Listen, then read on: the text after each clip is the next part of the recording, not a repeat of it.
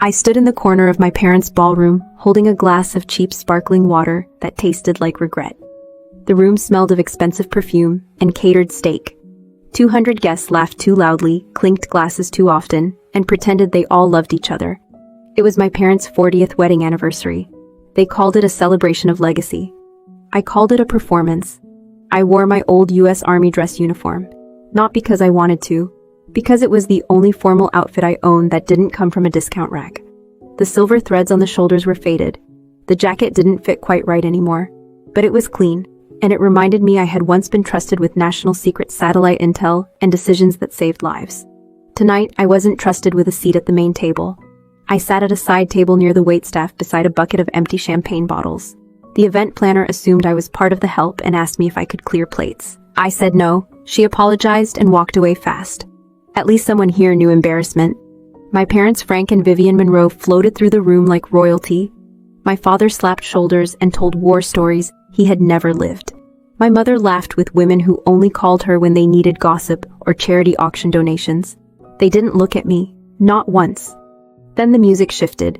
The room turned. Phones lifted. Alexis arrived. My younger sister swept in wearing a silver dress that probably cost more than my car. Her lips were glossy, her hair curled perfectly. A photographer she had hired followed her like a pet. Guests parted for her like she was on a red carpet instead of a rented ballroom in Seattle. She waved like a celebrity. She was an influencer. That's what she called herself. I called it unemployed with Wi-Fi. Alexis, darling, my mother rushed to her. They hugged for the cameras. My father kissed her cheek. Not a single glance in my direction. Alexis didn't need to look for me. She knew exactly where I belonged, on the edge. A microphone squealed. My father tapped it proudly. The room hushed. Thank you all for celebrating 40 years of marriage with Vivian and me, he said. Tonight is not just about us. It's about the future of the Monroe family. My mother stepped forward holding an envelope. She smiled like a game show host, revealing a prize. We have decided, she said, to give our entire life savings to our daughter Alexis, to support her purchase of a beautiful new home, a mansion she deserves. Gasps. Applause. Someone whistled. Alexis placed a hand on her chest dramatically. Mom, Dad, you shouldn't have. They absolutely had. I did the math instantly. Retirement funds, emergency savings, my father's pension lump sum, my mother's investment account, everything. Gone. Handed over like a crown. No one asked if this was a good idea. No one asked about contracts. No one asked about me. Guests lined up to hug Alexis, compliment her, tell her how proud they were. A woman leaned over and whispered loudly, "You're so lucky to have parents who believe in you." I almost choked on my sparkling water. Alexis finally turned toward my corner. Her eyes locked onto me. The room didn't quiet, but it felt like it did. She walked over heels, clicking on marble. Cameras followed. She stopped in front of my table, staring at my uniform, like it was something found in a thrift store. "Well," she said, "look who showed up." Some guests laughed, unsure if it was a joke. Alexis never joked without an audience. I stood up because military habit dies hard. "Congratulations," I said. "That's a generous gift." Her smile sharpened. "Cassandra," she said, drawing out my name. "You're still wearing that costume. This is a U.S. Army dress uniform," I said. "Oh, right," she said, waving a manicured hand. "Your little government job. Intelligence or whatever. All those years, and what did it get you? No house, no savings, no followers, just that jacket." A few people chuckled. Someone filmed on their phone. Alexis leaned closer. "Such a waste of good genetics," she whispered loudly enough for half the room to hear. "You had every advantage and still ended up a failure with no home." My jaw tightened, but I didn't respond. I had spent years in intelligence learning when silence was safer than reaction. Tonight, silence just made me look weak.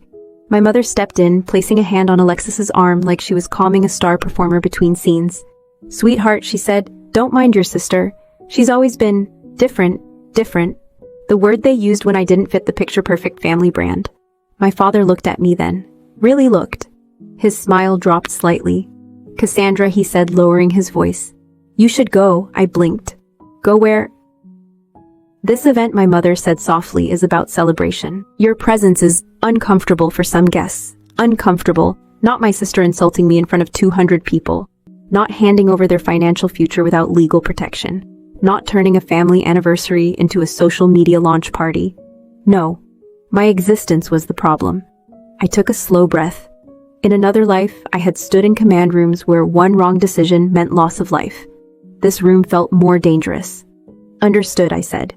I picked up my small bag from the chair. A few guests stared. Most avoided eye contact. Alexis smiled like she had just won an award. As I walked toward the exit, I heard Alexis say loudly, "Some people just aren't meant for success. It's not their fault." Laughter followed me. Applause swelled again around her. The ballroom doors closed behind me. The noise dulled. Cold night air hit my face. I stood outside under the hotel lights, still in my faded uniform, breathing slow and controlled like I had been trained. Inside they toasted their future. Inside they celebrated a daughter they believed was their legacy. Outside I stared at my reflection in the glass door and wondered how a family could be so proud of one child and so eager to erase another. And I wondered something else. Have you ever walked into a room knowing you were the most capable person there and still been treated like you didn't belong? I walked away from the hotel doors and didn't look back. My phone buzzed before I reached the parking lot. A text from my mother. "Come to the house. We need to handle your things tonight. Not, are you okay? Not, let's talk. Just logistics." Like I was an unpaid storage unit they needed cleared before morning. I drove through Seattle streets slick with cold rain. Traffic lights reflected on the windshield like blurred warning signs. By the time I reached my parents' gated community, my uniform collar was damp and my patience was gone. Their house sat at the end of a curved driveway, warm lights glowing behind tall windows. It looked like safety. It wasn't. The front door opened before I rang the bell. Alexis stood there, barefoot, still in her silver dress, champagne flute in hand. Music pulsed inside. The after-party was in full swing. "Well, look who followed directions," she said. I stepped inside. The marble floor was cold.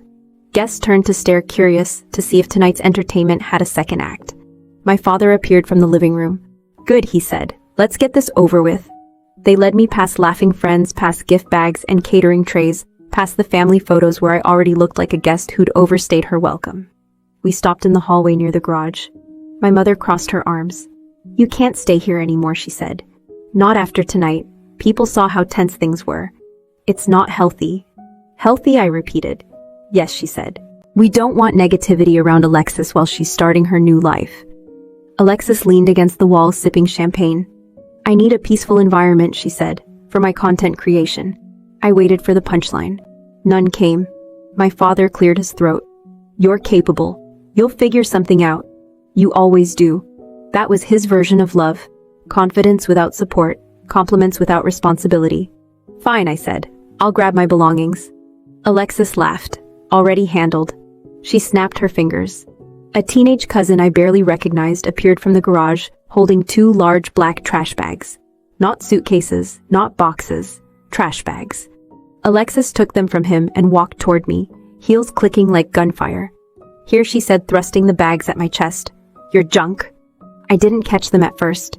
They hit me and slid down. One bag split slightly at the seam. My mother frowned. "Alexis, be careful." "It's trash," Alexis said. "Trash goes in trash bags." I looked at the bulging plastic. "This is everything I own." "Well," Alexis said. "Everything we didn't throw away." A few guests had wandered into the hallway, drawn by the noise. Phones lifted again. Always phones. Alexis raised her voice. "Take your precious grandmother's garbage and go. The one you worshipped like a saint. Grandma Rose. The woman they called senile. The woman they hid in a back bedroom during holidays, so guests wouldn't see her shaking hands. The woman who taught me how to read when my parents were too busy chasing status." I picked up the bags. They were heavier than expected. My father opened the front door. Cold wind rushed in. Rain hit the marble floor. "Good luck, Cassandra," he said. "We hope you find your path." I stepped outside with both bags in my arms. My uniform soaked instantly. The door closed behind me. The lock clicked. Laughter resumed inside. Music turned up. Glasses clinked. I stood on the front steps in the rain, holding 2 trash bags like they were evidence.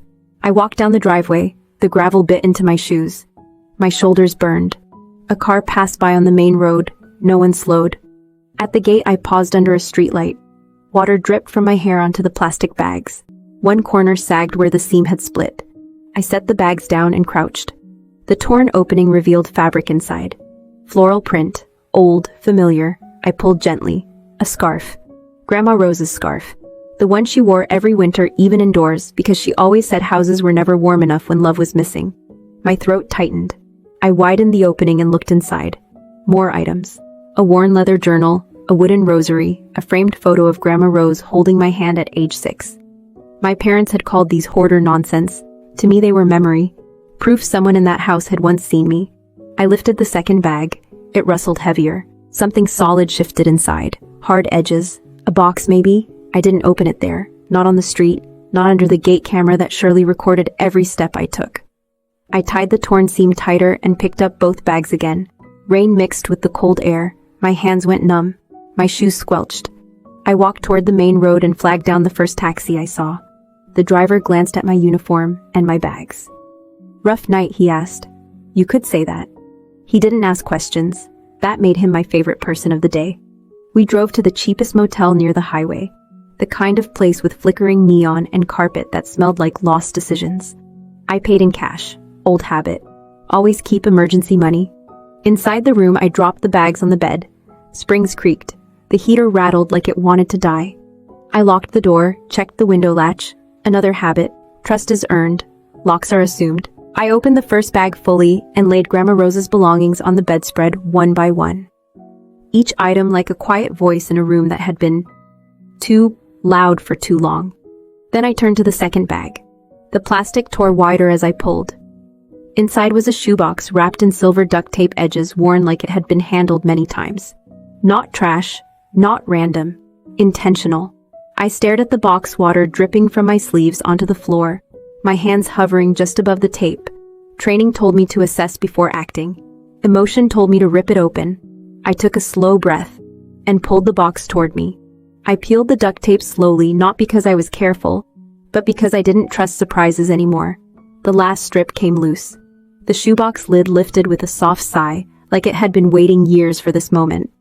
Inside were letters, handwritten envelopes stacked neatly, Grandma Rose's handwriting uneven, looping, stubborn. On top sat a folded note with my name, Cassandra. I didn't open it yet. Under the letters were plastic-wrapped bundles.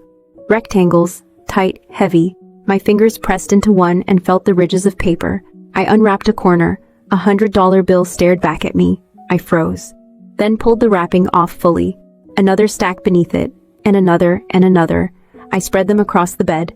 The motel's cheap blanket disappeared under a sea of green. I counted. Once, twice, 3 times. $700,000. Not a lucky lottery ticket. Not loose savings. Cash. Carefully preserved. Hidden. Protected. My mind ran scenarios automatically. No bank. No records. No paper trail. Someone had planned this. Grandma Rose had never been broke. She had been invisible by choice. My hands moved to the bottom of the box. Something flat rested beneath the money. A thick envelope, cream-colored, sealed, stamped with a law firm's logo. Marcus Thornton and Associates. I tore it open. Inside was a property deed. I'd seen enough classified documents in my life to recognize authenticity. Watermark, notary stamp, registration code, official county seal. The address printed in bold letters made my breath stall. The mansion, the one my parents had proudly announced. The one Alexis was already painting and filming and calling my dream home. I read the ownership line. Registered owner Cassandra Monroe. Not shared, not partial, sole ownership. I sat back on the bed slowly, as if any sudden movement might change the words on the page. The heater rattled. A car passed outside. Somewhere a door slammed. Normal world sounds in a moment that wasn't normal at all. I checked the document again. Date of registration 3 months before Grandma Rose died. I whispered, "What did you do, Grandma?" My fingers found the note on top of the letters, the one with my name. I opened it. Cassandra. If you are reading this, it means they gave you what they think is trash. That tells me everything I needed to know. I built this family's wealth with my own hands. I watched how they treated kindness like weakness and money like love. I watched how they ignored you because you didn't flatter them, so I planned ahead. This house was never meant for Alexis. I wanted to see if glamour would blind her. It did. I wanted to see if greed would blind your parents. It did. I left you what matters, not because you need money, but because you understand loyalty. Protect yourself. Protect the truth. With love, Rose. My eyes stayed dry. Shock overrides tears. I folded the letter carefully and set it beside the deed. I spread out the rest of the envelopes. Most were addressed to lawyers, some to banks, some to me, dated over several years. Grandma Rose had played a long game. A thought cut through the moment. If Alexis and my parents thought the house was hers, How exactly had they arranged that no one buys a mansion in cash overnight? There were contracts, loans, signatures. I pulled my laptop from my bag and powered it on. The motel Wi-Fi was slow, but it worked. I logged into public property records. Typed in the address, the screen loaded. Owner Cassandra Monroe, no liens, no mortgage, a clean transfer. They weren't just mistaken, they were trespassing. I leaned back against the headboard and exhaled. They had thrown me out with garbage and accidentally handed me their throne. But another line in Grandma's letter sat in my mind like a ticking device. Protect the truth. That meant there was more. Always more. I opened the rest of the letters. One envelope held printed emails. Alexis asking Grandma Rose to sign updated management papers. Another had copies of forms with Rose's name written in shaky ink that didn't match her handwriting. Forgery was obvious to anyone trained to spot it. My jaw tightened. Alexis hadn't just manipulated. She had committed crimes. I organized the papers across the bed. Money stacks on one side. Deeds centered. Letters fanned out like a case file. Years in military intelligence had taught me how to build a timeline. I started writing dates on a notepad. Alexis visited Grandma more often the last year of her life. Convenient. Alexis convinced my parents Rose was confused. Convenient. Alexis pushed paperwork. Convenient. And then Grandma died quietly. Too quietly. My hand paused mid-note. Rose's medication records. My mother had once complained about pharmacy costs. Alexis had taken over prescription pickups. A memory surfaced. Rose whispering to me months before she died. Your sister worries too much about my pills. At the time I thought it was harmless. Now it was a siren. I set the pen down. This wasn't only about money. This was a crime scene that had never been investigated. I gathered the documents into piles and slid them back into the box, except for the deed and Grandma's note.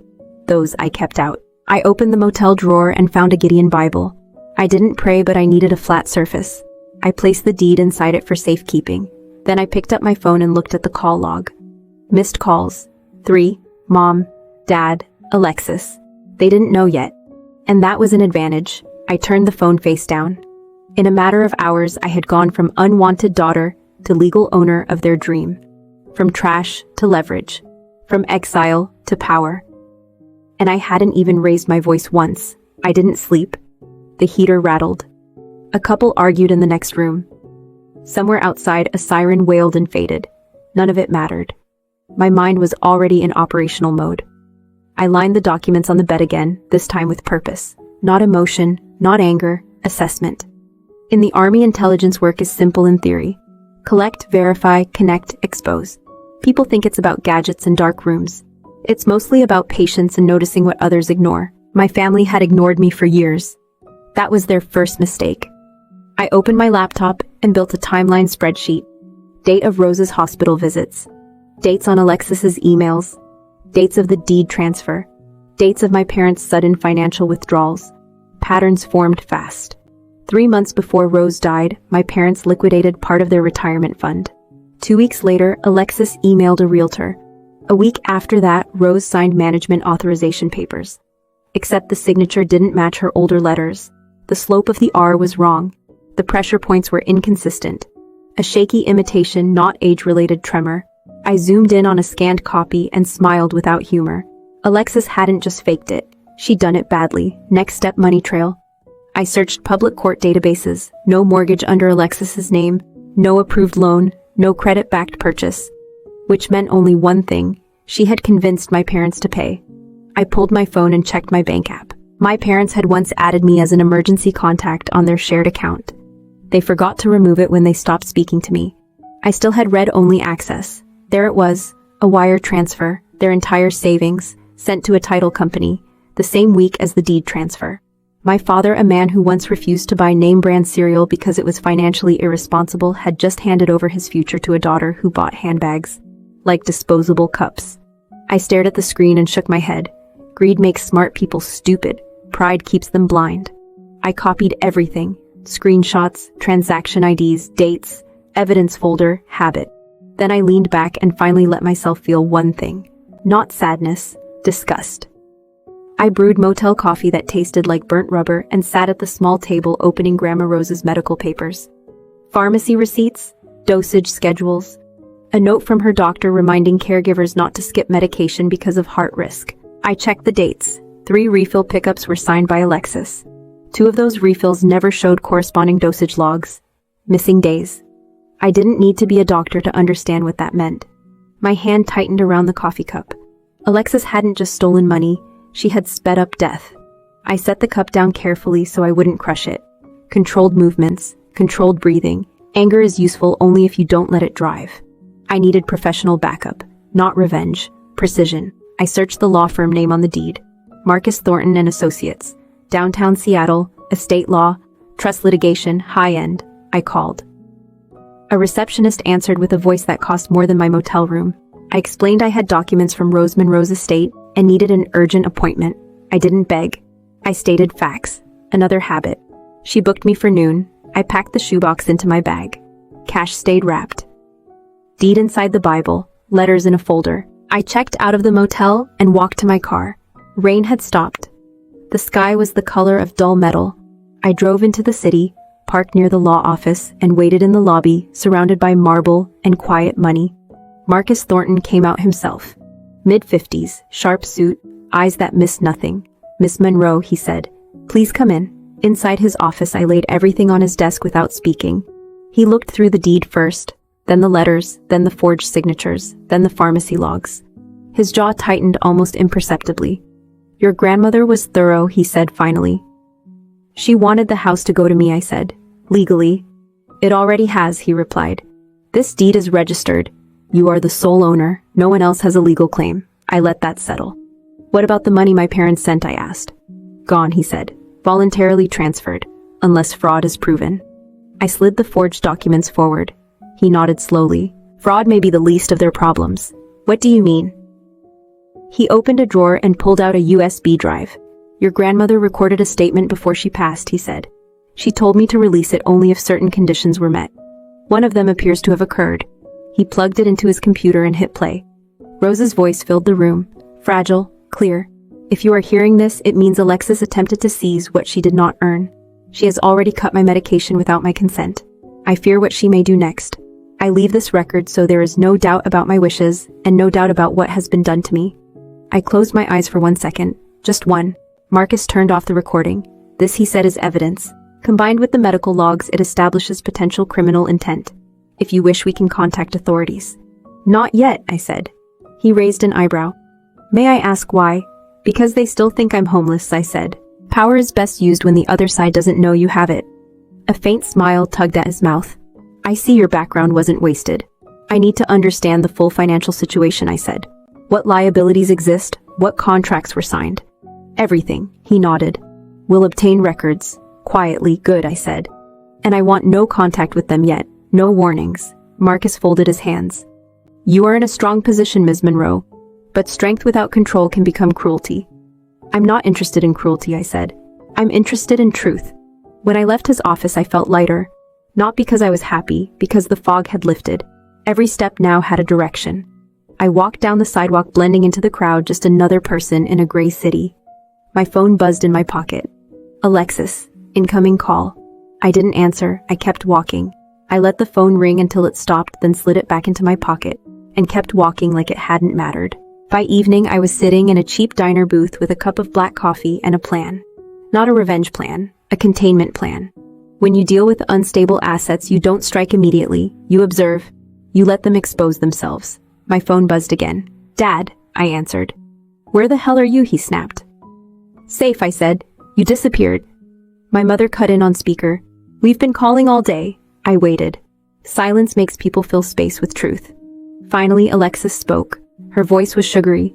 "Cassandra, we need your help, urgently." I almost laughed. "My help," I said. "Yes," my mother said. "There's paperwork finalizing the house. Closing fees, filing costs. Just $5,000. Your sister's accounts are temporarily tied up." Temporarily tied up. That was a creative way to describe drowning in debt. Dad cleared his throat. "You owe us. We raised you, fed you, put a roof over your head." I stared at the diner's laminated menu, suddenly grateful for its honesty. Pancakes cost what they said. No emotional fine print. "I don't have $5,000, I said. Alexis scoffed. "You always say you don't have money. Maybe if you'd chosen a real career instead of playing soldier." I cut her off. "I work at a warehouse," I said. "Night shifts. I barely pay for a room. It wasn't true. I had money, cash, a house, leverage. But truth was a weapon best kept hidden. Gray rock. No emotion, no argument, no defense. Just dull reality. My mother sighed loudly. So you're really going to abandon your family when we need you? Silence again. Dad spoke softer, calculated. If you can't help financially, at least show some support. Call your sister, encourage her. She's under stress. I'm tired, I said. I have work tonight. Then I ended the call. No dramatic goodbye. No anger. No explanation. I paid for the coffee and left the diner. Control wasn't loud. It was steady. Over the next days I built my cover. A cheap rented room. A prepaid phone number. A voicemail greeting saying I was unavailable due to night shifts. When they called, I answered rarely. When I did, my voice stayed flat, distant, uninteresting. Gray rock. They stopped yelling. Then they started complaining. Then they started begging. Predictable. One afternoon, my phone buzzed with a video message from Alexis. Curiosity isn't always weakness. I opened it. She stood inside the mansion, phone held high, sunlight pouring through tall windows. Workers in white overalls painted a large room behind her.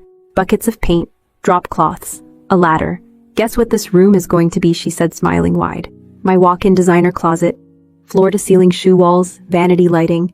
The perfect space for unboxing videos. She turned the camera toward the window. A reading nook sat beneath it. Built-in shelves, a cushioned bench, Grandma Rose's room. She had told me once quietly, "When I'm gone, that room should belong to you. A place to think, a place to rest." Alexis didn't know that. Or maybe she did, and didn't care.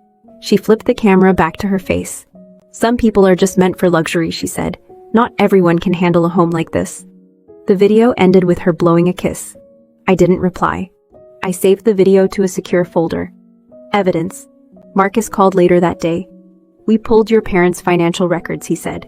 "Their retirement accounts are nearly empty. They're now personally liable for several short-term loans taken under Alexis's name with them as guarantors." How bad, I asked. If Alexis defaults, they lose everything. If the house is seized, they still owe. I stared at the saved video thumbnail. Do they know any of this, I asked. Not fully, he said. Alexis has been filtering information. She told them sponsorship deals would cover payments. None exist. I closed my eyes once. Not long, no dramatics. Continue, I said.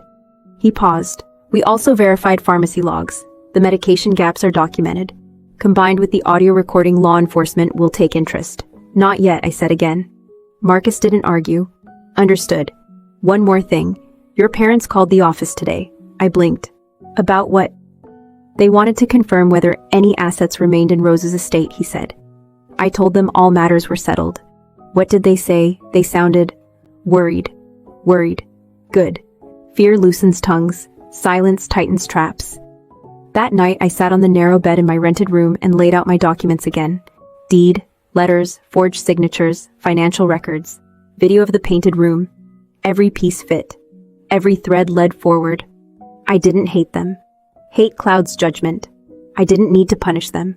Consequences would do that on their own. All I had to do was choose the moment and stay invisible until then. My phone buzzed again. Mom this time. I let it ring. I watched the phone vibrate itself silent, then turned it off completely. No distractions, no interruptions. If I was going to move forward, I needed clean space in my head. The next morning I met Marcus again. He didn't offer coffee this time. He didn't waste small talk either. He simply closed his office door, locked it, and placed a digital recorder on the desk. There's more, he said. He pressed play. Grandma Rose's voice filled the room again, softer than the first recording, but sharper in intention. If you are hearing this, she said, then Cassandra has the truth in her hands. I want it known that Alexis Monroe deliberately interfered with my medical treatment. She withheld my heart medication on multiple occasions. I confronted her. She said I was in the way of her future. My fingers curled into a fist under the table. Rose continued. I did not die peacefully. I died aware, and I prepared accordingly. The recording stopped. Marcus exhaled slowly. This statement is admissible. Combined with pharmacy data and the forged documents, this is no longer a civil dispute. This is a criminal matter. I stared at the blank wall behind him. This isn't about money anymore, I said. No, Marcus replied. It's about accountability. I thought of Alexis tossing trash bags at me, of my parents closing the door, of Grandma Rose whispering stories to me while my mother entertained guests in the next room. She planned everything, I said quietly. Yes, Marcus said. She built a legal trap, she left bait, and she trusted you to spring it only when necessary. I let that sink in. Then I asked, "What happens if we go to the police today?" "Alexis will be arrested," Marcus said. "Your parents will be investigated for financial complicity, possibly negligence. The house will be seized as evidence. Media attention will follow. Media attention, Alexis's oxygen supply." But Marcus added, "Your parents will likely lose everything immediately, and Alexis may negotiate reduced charges if she cooperates." I didn't like that. I didn't want chaos, I wanted clarity, I wanted truth spoken in a room full of people who thought they had buried it. "Not yet," I said. Marcus studied me. "You have something else in mind." "I received something in the mail," I said. "Yesterday." I slid an envelope across his desk. He opened it. A glossy invitation card. "Alexis Monroe invites you to the housewarming and engagement celebration, Friday, 7 p.m. Monroe Estate." Engagement. She hadn't even told me she had a boyfriend serious enough for that. Then again, Alexis didn't need love. She needed an audience. Marcus raised an eyebrow. "She sent this to you." "No," I said. "She sent it to my parents." My name was crossed out. "They forwarded it to guilt me into showing up." Marcus smiled once. Poetic. I leaned back in my chair. "They're going to gather everyone who matters to them," I said. "Friends, business contacts, family, influencers, people who believe Alexis is the future of the Monroe name." Marcus nodded slowly. "A public environment," he said, "where facts can't be hidden later." I didn't answer. I didn't need to. He folded his hands. "If you walk into that house, you must be prepared for every outcome. Emotional escalation, law enforcement involvement, permanent consequences." "I've been preparing for years," I said. Marcus slid the recorder toward me. "Take this. If anything happens, press record. Always." I placed it in my pocket. When I left the office, the city felt different. Not hostile, just neutral, like a chessboard waiting for the next move. I drove past the mansion that evening. Tall gates, fresh paint, landscaping trucks.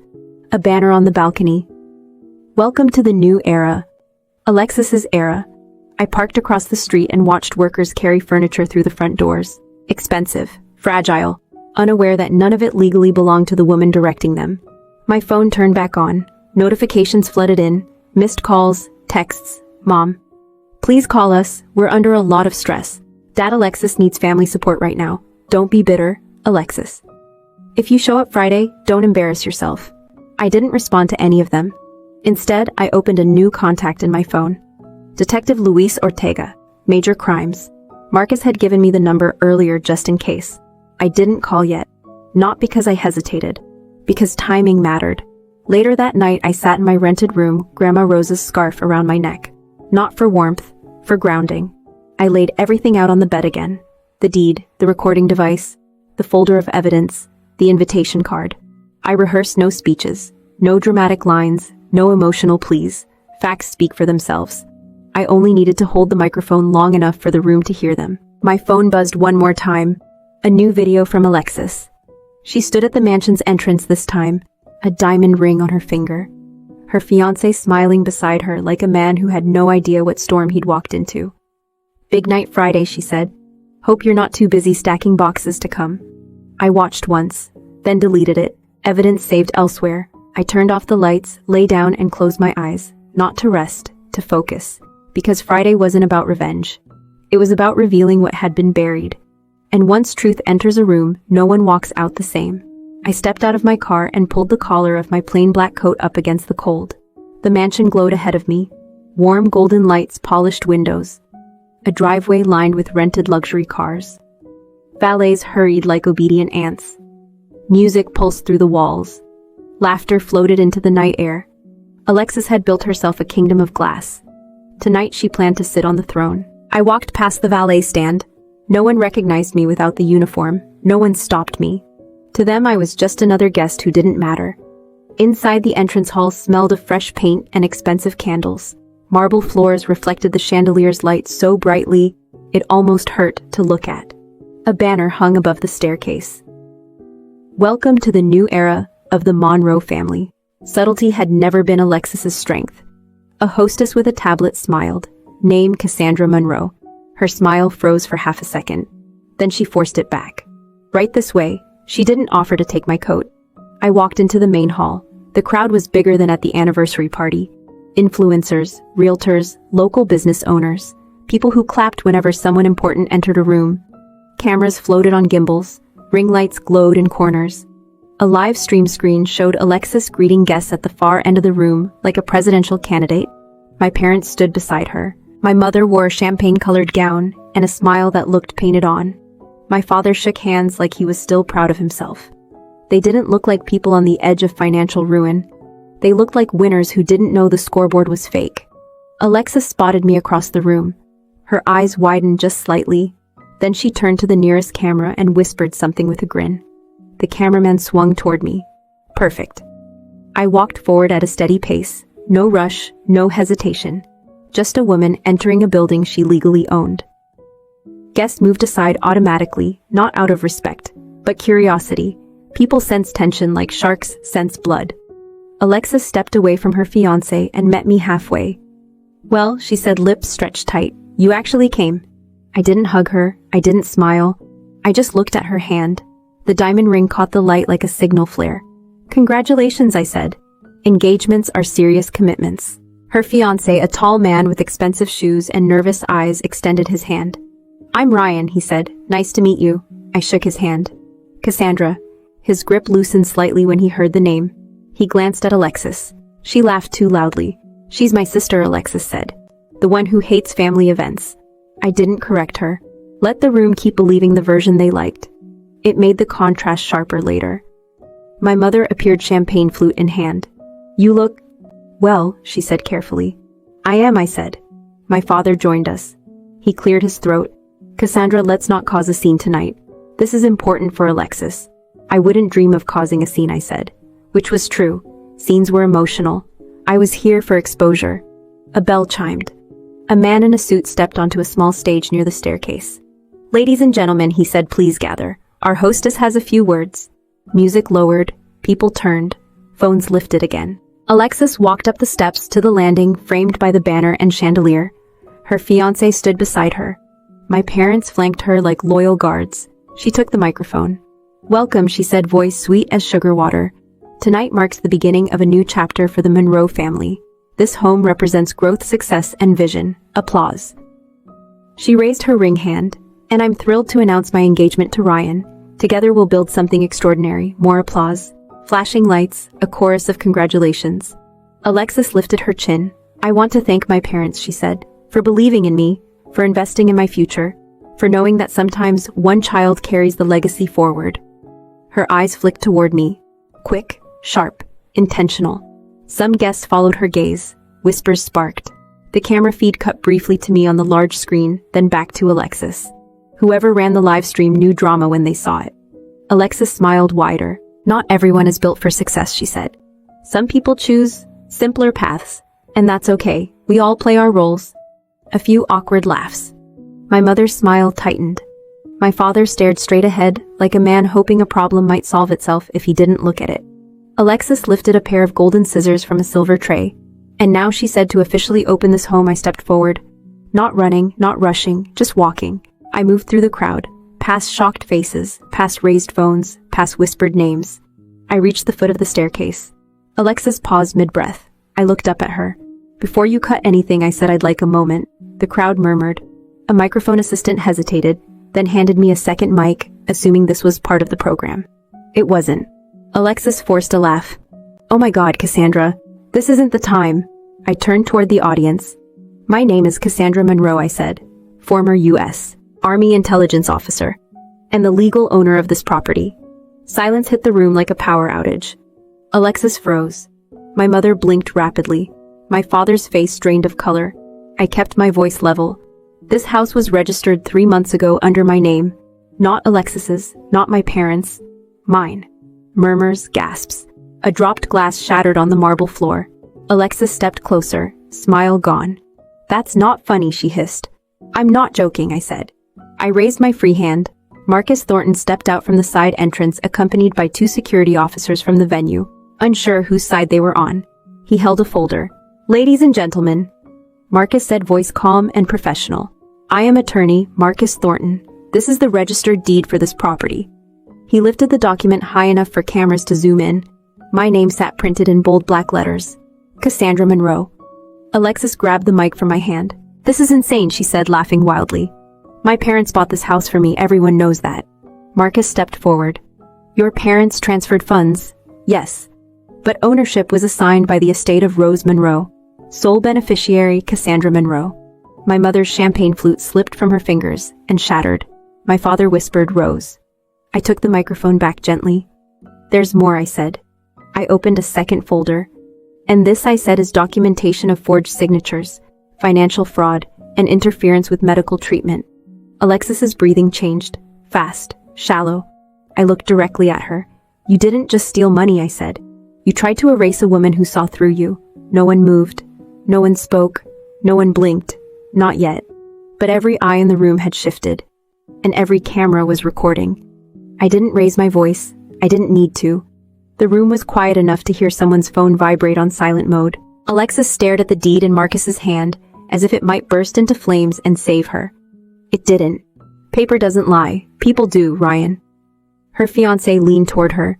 "Alexis," he whispered, "what is she talking about?" Alexis didn't answer him. She stepped down one stair, eyes locked on me. "You're bitter," she said. "You always hated that I succeeded." I kept my expression neutral. "This isn't about feelings," I said. "It's about law." My father stepped forward, hands raised like he was trying to calm a hostage situation. "Everyone just relax," he said. "There must be some misunderstanding." Rose was confused near the end. She didn't know what she was signing. Marcus turned slightly and opened the folder wider. "Actually," he said, "Mrs. Rose Monroe recorded a statement regarding her mental clarity and her intentions." He pressed a button on a small speaker he placed on a nearby table. Grandma Rose's voice flowed into the hall. "Steady, clear. I am of sound mind," she said. "I know exactly what I am doing. I am transferring ownership of the Monroe property to my granddaughter Cassandra. I do this willingly and without coercion." A collective inhale swept the room. Alexis shook her head violently. "That's fake. You set this up. You've always been jealous." I stepped closer. Not to intimidate, to be heard. "You threw me out with trash bags," I said. "You laughed while doing it. One of those bags carried your future on paper and your crimes in ink." My mother's face crumpled. "Crimes," she repeated faintly. I lifted the second folder. "These," I said, "are pharmacy records, signed by Alexis Monroe. These," I flipped another page, "are medication logs showing missing doses. And this," I held up the forged authorization document, "is your mother's signature, written by someone else." My mother looked at Alexis. Really looked. Not at the influencer. Not at the daughter she bragged about. At a stranger. Ryan stepped back from Alexis. "Tell me you didn't do this," he said quietly. Alexis turned to him, voice rising. "You don't understand. They never gave me anything. I had to take it." "You cut her medication," I said. The word cut through the noise. My father's knees bent slightly. He grabbed the stair rail. "Alexis," he whispered, "what did you do?" Alexis's breathing went sharp. She looked around. Phones were still raised. People were filming everything. The live stream screen still showed the scene in real time. Comments were scrolling so fast they blurred. She tried to laugh. "She's crazy," Alexis said. "She's been unstable since the army. This is a stunt." Marcus stepped forward again. "At this point," he said calmly, "we have sufficient evidence of document forgery and potential medical interference leading to death. I have already contacted major crimes." A beat of silence. Then the front doors opened. 2 uniformed officers entered, followed by a man in a dark jacket and badge. Detective Ortega. He didn't rush. He didn't dramatize. He walked like someone who knew the story would not escape him. "Alexis Monroe," he said. "I need you to step away from the staircase and put your hands where I can see them." Alexis turned to my parents. "Mom," she said. "Dad, do something." My mother shook her head slowly. Tears formed but didn't fall. My father stared at the floor, unable to meet anyone's eyes. Ryan moved even farther back. Alexis's voice cracked. "This is her fault. She set me up." I looked at her. "You set yourself up," I said. "All I did was open the bag you threw at me." The officer stepped closer. Alexis took one step back, then another, but there was nowhere to go. Cameras surrounded her, guests pressed against walls, no exits, no narrative left to spin. "Alexis Monroe." Ortega repeated, "You are being detained on suspicion of document fraud, financial deception, and interference with medical care resulting in death." The word death rolled through the room like a cold wind. One officer gently took Alexis's arm. She resisted for half a second, then realized. Resistance would only make better footage. She lifted her chin and walked with them, shaking off the officer's hand like she was exiting a fashion runway. Flashes exploded. People shouted questions. Someone cried. Someone laughed nervously. Someone whispered, "Is this real?" My mother finally broke. She sank onto the stairs, covering her mouth. My father sat beside her like a man whose spine had evaporated. I didn't approach them. Not yet. Not there. Marcus leaned slightly toward me. "It's done," he said. "Not everything," I replied.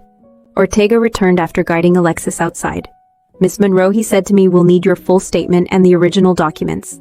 "You'll have them," I said. "My attorney will coordinate." He nodded. Professional respect, recognizing professional preparation. The crowd began to dissolve. People backed toward exits, still filming, still whispering, still hungry for angles. Influencers already crafting captions. Neighbors pretending they hadn't enjoyed the spectacle.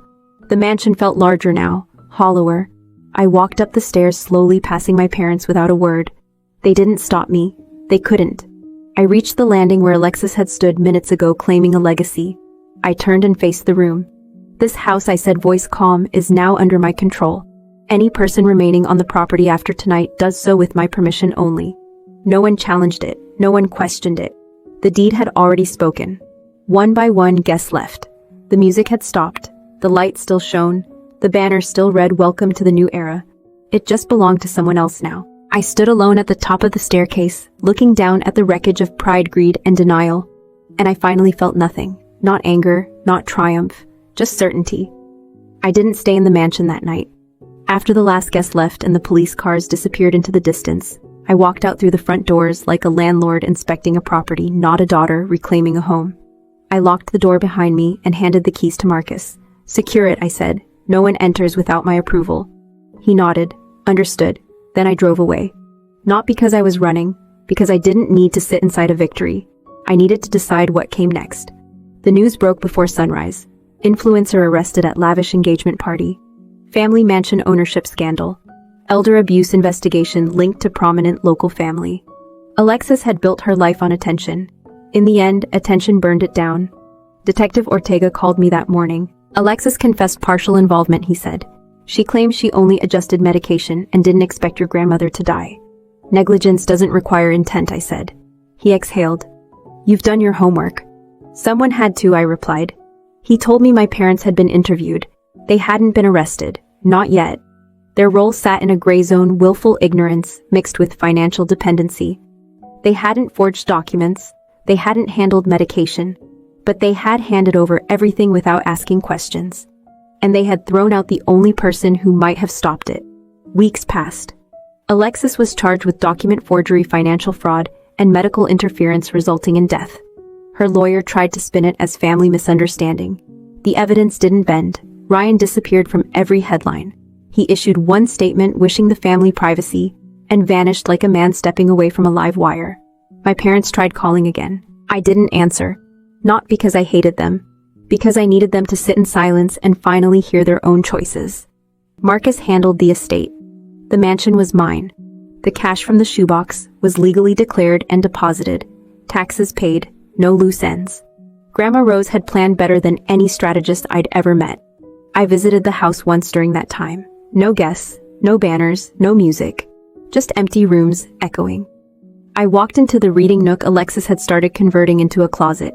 Paint cans still sat on the floor, shelving half installed, the window bench untouched. I sat there for a long time, not mourning, listening. I could almost hear Grandma Rose's voice saying, "A quiet room tells the truth," so I told the truth, to myself. I didn't want this house, not as a palace, not as a trophy. It was a symbol of everything that had rotted in my family.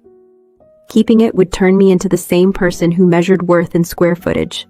I called Marcus. "Sell the property," I said. He paused. "Are you sure?" "Yes," I said. "At market value, no favors, no discounts." He didn't argue. He understood legacy wasn't always about possession. When my parents heard they requested a meeting, I agreed. We met in a small cafe far from their old neighborhood. No marble floors, no chandeliers, just chipped mugs and scratched tables. They looked older, smaller. My mother's hands shook when she lifted her coffee. My father avoided my eyes. "We lost everything," my mother said. I didn't answer immediately. I let the words sit. "Alexis took loans in our names," my father said. "We didn't know. We thought sponsorship money was coming. You didn't ask, I said. My mother winced. We were proud of her, and ashamed of me, I said. They didn't deny it.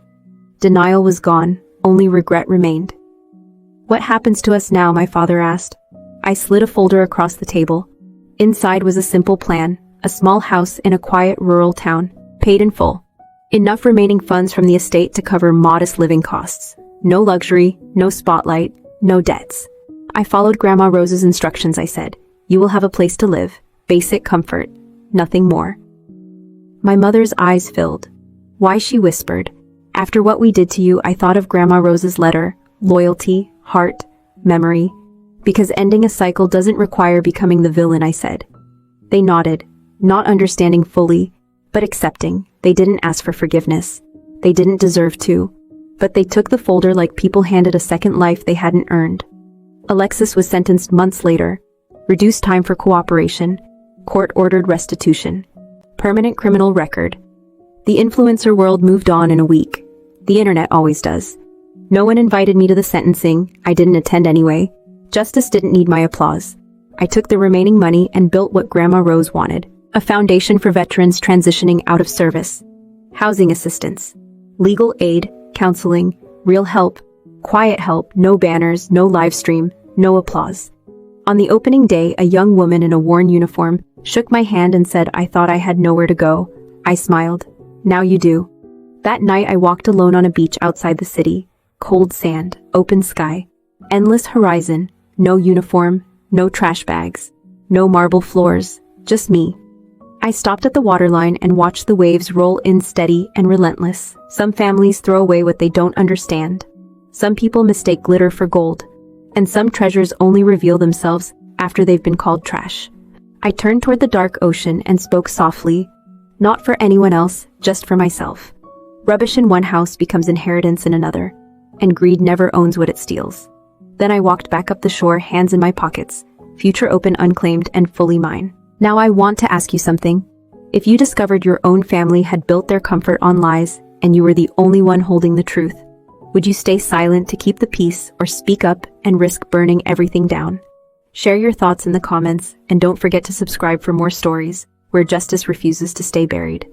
I sat on a wooden bench outside the foundation office, watching a young veteran fill out an intake form with shaking hands, and I realized something simple. Family isn't always the place where love lives. Sometimes it's just where transactions happen. For most of my life, I believed family meant loyalty, safety, a home base. I thought blood created a bond that couldn't be negotiated or sold. I was wrong. Some families don't run on love. They run on profit, image, and hierarchy. Once I saw that clearly, everything in my past suddenly made sense.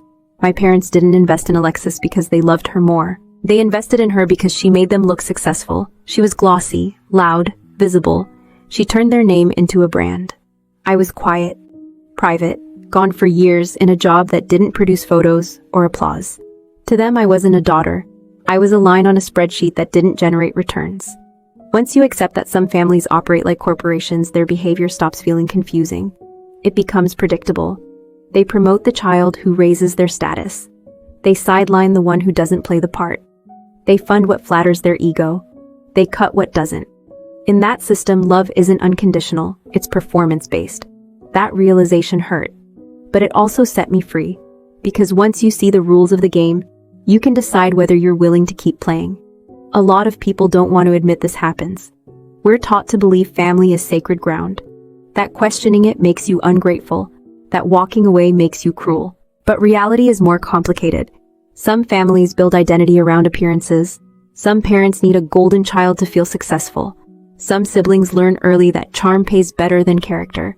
And when you're the one who doesn't fit the script, you feel crazy. You wonder what you did wrong. You try harder. You shrink yourself. You apologize for existing. I did that for years. Until the night they handed me my life in trash bags. That moment was brutal, but it also stripped away every illusion. I finally understood that I had been participating in a system designed to keep me small. Once I saw that, I stopped asking for love from people who only understood leverage. If any part of this sounds familiar, I want to talk to you directly for a moment. There are warning signs when family love has turned into a business arrangement. If praise only appears when you achieve something that benefits them, that's a sign. If your choices are only supported when they make the family look good, that's a sign. If money is always attached to control, guilt, or obedience, that's a sign. If you're treated like a disappointment for choosing peace over performance, that's a sign. Healthy love doesn't require you to audition for acceptance. Another sign is how they react to your independence. When I joined the military, I thought they'd be proud. Instead, they treated it like I'd rejected their dream. I wasn't building the family brand, I was building myself. That threatened their narrative, so they rewrote me as the failure. Some parents don't want children, they want extensions of themselves. When you refuse to be that extension, they treat you like a defective product. That's not love, that's branding. The hardest lesson for me was realizing that you cannot earn unconditional love from someone who only knows conditional attachment. No amount of success, obedience, or sacrifice will turn a transactional relationship into a nurturing one. It will only exhaust you. So what do you do if you recognize your family in any of this? First, you build your own foundation. Financial independence is not just about money, it's about freedom. When you can pay your own bills, sign your own lease, and make your own decisions. Manipulation loses its power. You stop negotiating your dignity for survival. Second, you protect your information. Important documents, accounts, medical decisions, legal paperwork. People who respect you won't demand control over these things. People who want leverage will. Third, you stop trying to convince them of your worth. People who see value only in performance will never appreciate authenticity. The more you try to prove yourself, the more power they hold. Fourth, you create a support system outside the family structure. Friends, mentors, communities, therapists. Anyone who sees you as a whole person, not a role in their personal theater. I was lucky, I had Grandma Rose. Not everyone gets a guardian like that. But even she knew she couldn't be around forever. That's why she didn't just leave me money. She left me evidence. She left me a way out. She left me the truth. Most people won't inherit a shoebox full of cash and deeds. But everyone can build their own exit plan. One boundary at a time. One decision at a time. One refusal to be mistreated at a time. Walking away from toxic family dynamics is not dramatic. It's not cruel. It's often the first adult decision you make that is fully your own. And here's the part no one tells you. When you stop participating in the transaction collapses. The roles fall apart. The golden child is forced to stand on their own. The parents face the consequences of their choices. The system breaks. That isn't revenge. That's reality correcting itself. I didn't win because I exposed them. I won because I stopped needing their approval. The house, the money, the courtroom drama. Those were just symptoms. The real victory was realizing I never needed to be chosen by people who never truly saw me. Sometimes the family you're born into is the first system you outgrow. And outgrowing it doesn't make you heartless. It makes you free. For a long time, people thought I was weak. They saw me stand in that ballroom while Alexis laughed at me. They saw me walk out without screaming, crying, or throwing a glass. They saw me answer my parents with flat, emotionless sentences. To them, I looked defeated, passive, easy to push aside. What they didn't see was that I was doing exactly what I was trained to do. In military intelligence, you learn quickly that reacting too fast is how you lose. The loudest person in the room is rarely the one in control. The one who keeps their breathing steady, their face neutral, and their words minimal is the one gathering data. Every outburst from the other side becomes information. Every insult becomes a clue. Every attempt to provoke you reveals their position. Silence isn't absence, it's observation. But you don't have to be a soldier to use this skill.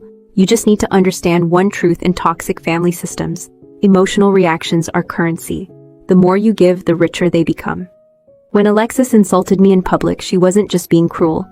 She was testing how much emotional fuel she could extract. Anger, tears, shame, anything dramatic would have fed her narrative that I was unstable and she was superior. By giving her nothing, I left her performing alone on stage. That strategy has a name. Some therapists call it gray rock. I just call it refusing to dance.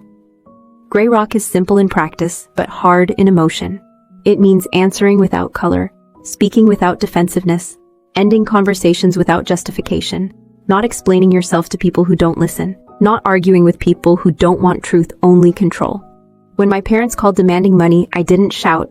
I didn't remind them of every sacrifice I had made. I didn't recite my resume or my service record.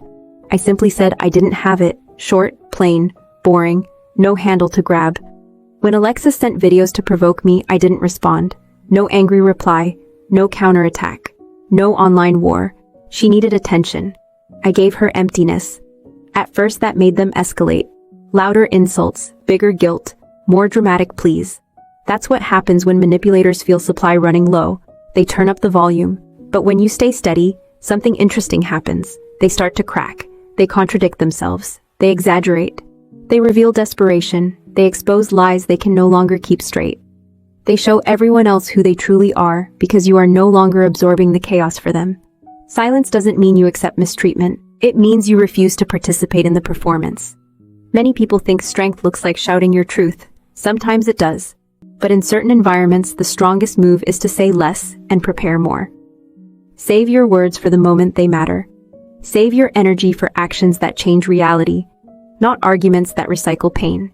If you grew up in a family where arguments go in circles, where apologies never come, where blame always lands on the same person, then you know what I mean.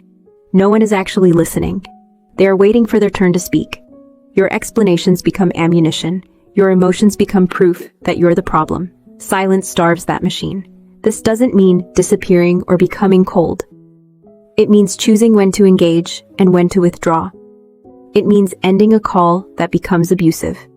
It means saying, I'm not discussing this, and letting the discomfort sit where it belongs. It means protecting your inner world from people who treat it like a playground.